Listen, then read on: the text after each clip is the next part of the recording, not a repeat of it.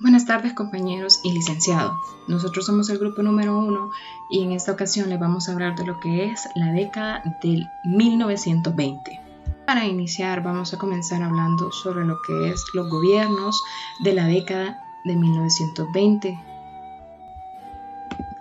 En la década de 1920, el candidato del Partido Liberal Republicano Rafael López Gutiérrez toma la posesión como presidente de Honduras. López Gutiérrez entra a la presidencia desde la Primera Guerra Civil hondureña, cuando el presidente Francisco Beltrán intentó lanzar como candidato oficial del partido a su cuñado Nazario Soriano.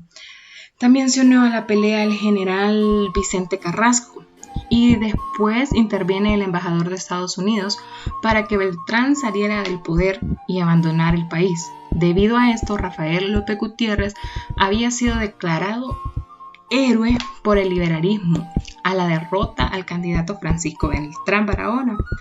El mando de López Gutiérrez duró 4 años, de 1920 a 1924, y él fue el primero en ocupar el Palacio Presidencial.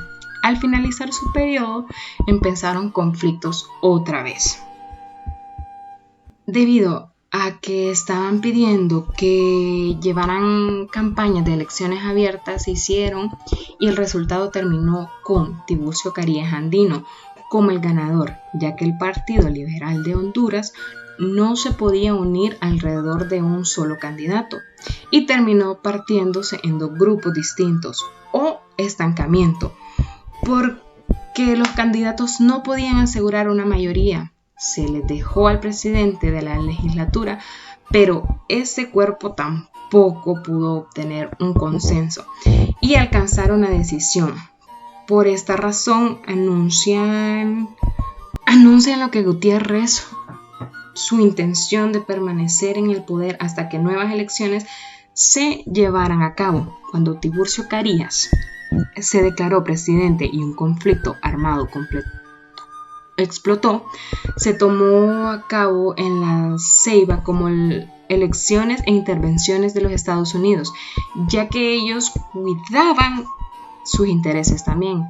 Se calmaron un poco los conflictos y después de un tiempo el Partido Nacional de Honduras dominó a Miguel Paz Barahona. El 28 de diciembre gana la elección por unánime y asumió el 1 de febrero de 1925 a 1928 se acercaba el fin del mandato de Paz Barahona. El Partido Nacional de Honduras nombra a Tiburcio Carías Andino como su candidato y el Partido Liberal hondureño nombró a Vicente Mejía Colindres, que obtuvo una victoria definitiva sobre su oponente Tiburcio Carías Andino. Y algo que fue muy sorprendente para que el público de antes fue la aceptación pública de Carías y su derrota. Mejía Colindres asumió el cargo en 1929 con grandes esperanzas para administrar a su nación. Aspectos sociales de la década de 1920. La década de 1920, la historia con mayor producción bananera en el país, convirtiendo a Honduras en el principal productor de bananos en el mundo. Sin embargo, la crisis de 1929 tuvo serias consecuencias en la industria bananera. En 1920, la lucha fue constante entre caudillos. Había perdido la construcción del Estado de Nación, imaginando el país del mercado internacional, las nuevas tecnologías. Sin embargo, daría respiro a los sectores políticos ligados a la capital transnacional y la minera, y el banano, que había sido uso de tantas alarmas modernas como las medallas de aviación, el telégrafo, para cambiar las relaciones de las fuerzas a favor. Los conflictos y dificultades en 1920. Uno de los principales conflictos que se dio fue el acaparamiento de tierras por parte de las zonas bananeras. Se debe también al fracaso de la política agraria del Estado para satisfacer sus ambiciones, el protagonismo político y el protagonismo de los trabajadores bananeros, como el aislamiento urbano. Fue interrumpido por la dictadura mediante la vigilancia y el control que deseaban sus comandantes. Ahora les estaremos hablando de los papeles de países extranjeros en la economía de la década de 1920. Primero cabe mencionar cómo Honduras se pudo incluir en la economía mundial gracias a la reforma liberal. Tenía como un objetivo consolidar una economía de exportación que les permitiera vincular al mercado mundial y la unificación de los estados nacionales.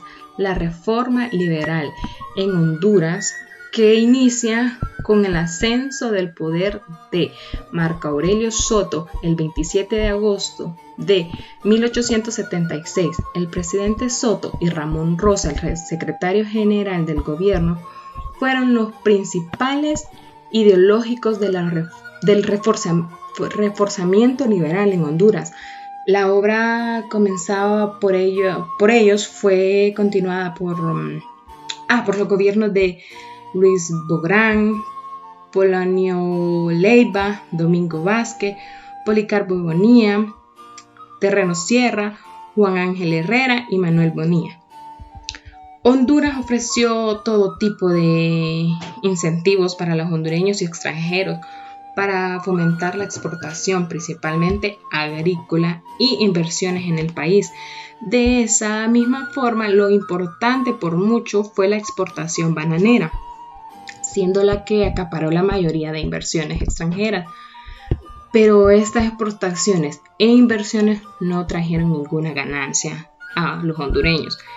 La renta aduanera, el monopolio del aguardiente se consolidaron como la fuente de ingresos más importante de ingresos corrientes en el país. En 1920, durante la época del enclave, las bananeras fueron el principal sustento económico del país. ¿Y quién fue el principal antagonista de esta época? Fue Estados Unidos. Para esta época, el país pasaba por su mejor momento, debido a que la industria del banano estaba en su máximo apogeo. Una de las empresas que estaban involucradas en esta época era la United Fruit Company, que se estimula que el valor de las tierras bananeras era valoradas en $26 mil millones para la época, superando sus demás tierras en Colombia y Costa Rica. En Honduras se extendió a 6.000 en 1912 a 87.000 en 1924. Este incremento dio gracia al fracaso de la política agraria. El estado en el cual se suponía que serían lotes alternos que se reservaban una parcela de tierra para el Estado, para los agricultores locales tuvieron tierras donde realizaban sus actividades agrícolas, pero como dijimos anteriormente, esto fracasó. Las compañías bananeras tomaron esas tierras ilegalmente. ¿Pero por qué se dio esto durante esta época? Cabe destacar que en el poder se encontraba Tiburcio Carías Andino.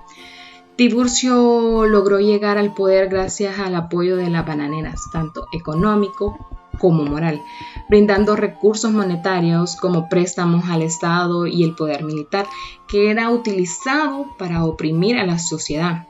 Este apoyo a Tiburcio era debido a los beneficios a las bananeras y como dejarlos obtener las tierras que le permitían al Estado, así asume sus plantaciones convirtiéndose en una influencia económica en el país.